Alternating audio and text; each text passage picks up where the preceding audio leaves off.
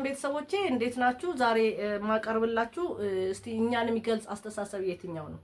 ደካማ አስተሳሰብና የበለጸገ አስተሳሰብ አለው አንድ ሰው ማለት ነው። እንግዲህ ደካማ አስተሳሰብ ያለው አምስት ራሱን የሚያውቁበት ነገር ነው ማቀርበው። የበለጸገ አስተሳሰብም እንደዚሁ አምስት ራሱን የሚገልጽበት ነገር ነው ማቀርብላችሁ። ከነዚህ መሃል እንግዲህ እናንተን የሚመስለው እናንተ ናችሁ የምትመርጡት ማለት ነው።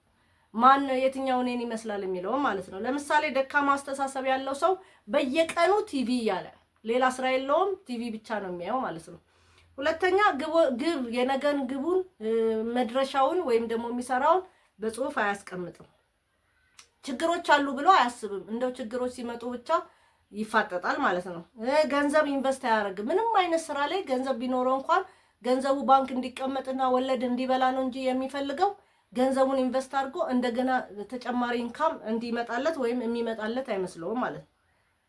በስተመጨረሻ ደግሞ ሁሉን አውቃለሁ ይላል ማለት ነው። በቃ መማር አይፈልግም። ሁሉን አውቃለሁ እኔ ነኝ የማውቀው ስለሚል ሌላ ሰው የሚመክረውንም አይሰማም ማለት ነው። የበለጸገ አይምሮ ያለው ሰው ደግሞ በየቀኑ ያነባል። ያኛው በየቀኑ ቲቪ ያያል፣ ይሄኛው ደግሞ በየቀኑ ያነባል። ግቦቹን ያስቀምጣል፣ ግቦቹን ያወጣል፣ ግቦቹን ያስቀምጣል። መፍትሄዎችን ያስባል። ችግሮችን አይደለም የሚያስበው። ያኛው ችግሮችን ነው የሚያስበው፣ ይሄኛው ደግሞ መፍትሄዎችን ነው የሚያስበው። ገንዘቡን ኢንቨስት ያደርጋል ተመልሶ ኢንካም እንደሚያገኝ ስለሚያምን። በስተመጨረሻ ደግሞ ሁልጊዜ ይማራል። እንደዛኛው እኔ አውቃለሁ አይልም፣ ሁልጊዜ ይማራል ማለት ነው።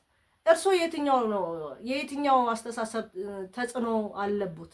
ራስዎትን ይመርምሩና ራስዎትን ለማስተካከል ይሞክሩ። ቤተሰቦቼ አመሰግናለሁ።